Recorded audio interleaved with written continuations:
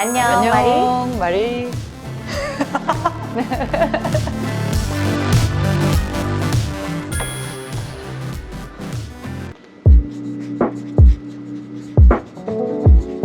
선생님 한번 저는 굉장히 일상적인 것들이 궁금합니다.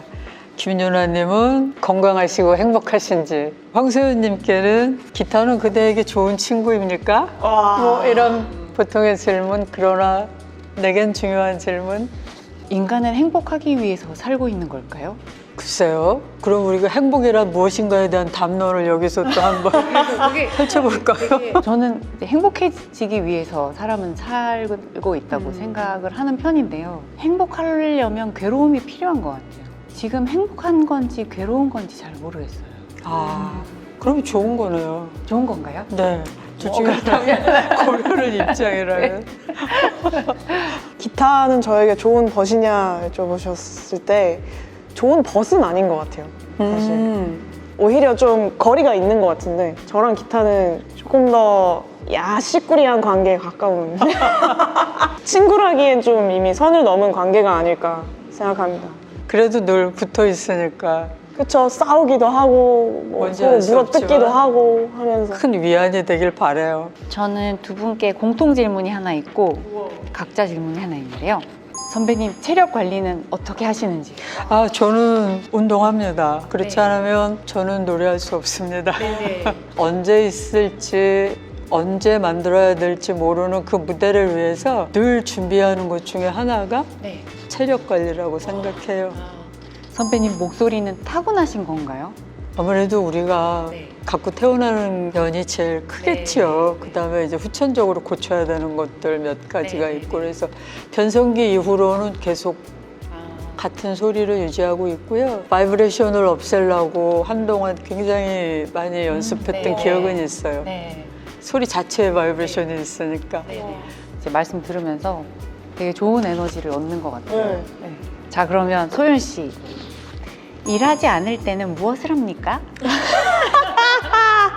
근데 두 분도 그러신지 모르겠어요. 뭐가 일할 때고 뭐가 일하지 않을 때인지 잘 모르겠어요. 음악을 만들 때는 일을 하는 때고 그렇지 않을 때는 일하지 않을 때인가 생각해보면 집안일을 하거나 청소를 하는 게 더 일같이 느껴질 때도 있고 음악을 하지 않을 때는 주로 책을 읽거나 운동을 하거나 저는 좀 몸 움직이는 걸 좋아해가지고 이것저것 다 하는 거 좋아해요. 만약 우리가 팔씨름을 저 그 팔씨름 진짜 못하는데 저희 선배님한테 질 수도 있어요.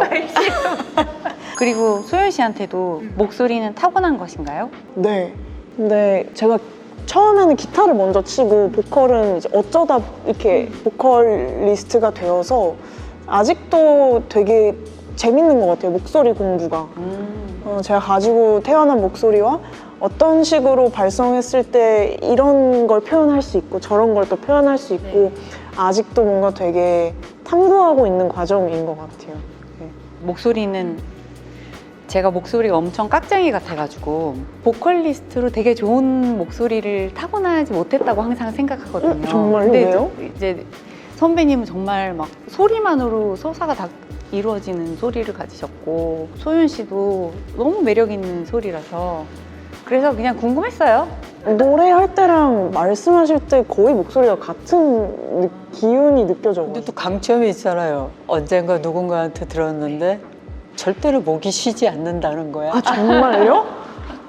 저 일단 한현 선배님은 그 무대 위에 오르셨을 때 노래하실 때 가장 강렬하게 느끼는 감정이 무엇인지가 되게 궁금했어요.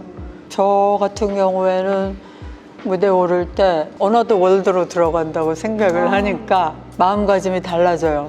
그래서 그 노랫말 속에서만 논다? 뭐 그런 게 훈련이 돼 있는 듯 해요. 그래서 딴 세상에서 놀다 옵니다. 그럼 두 번째, 김윤아 선배님 네. 근래 가장 아름다웠던 순간이 무엇이었는지. 와, 어렵다. 사실 지금 이 순간도 저한테는 너무 아름다운 순간인데요. 두 분의 에너지를 이렇게 받으면서 같이 가까이서 말씀 나눌 수 있다는 게 약간 소름 끼쳐. 소름 끼쳐. 네. 저도 그렇습니다. 네. 정말. 뭐가 있을까? 한여애가 부른 바라본다. 바라본다. 바라본다. 아마 더 제 나이에 와닿는 가사인데 그때 어떻게 그런 걸 썼을까? 아픔이든 기쁨이든 그 나이에 맞게 오는 정서들이 있잖아요. 네. 그래서 아마 자신에 비추어서 본다면 아주 희망적이고 따뜻한 어떤 시선들이 생기지 않을까 싶어서 추천. 저는 이 노래가 사람들에게 위로가 많이 된다 하대요. 난춘을 골랐고요. 제가 처음에 가사를 적을 적에는 부서지지 말라는 말이 저 스스로한테 좀 낯간지러운 말이었어서 적어내기가 좀 어려웠었는데 막상 적어내고 나니 이 시대에 되게 필요한 온기더라고요. 안 그래도 요즘 춥고 세상이 많이 차가운데 난춘을 들어보시면 어떨지 추천을 드리겠습니다.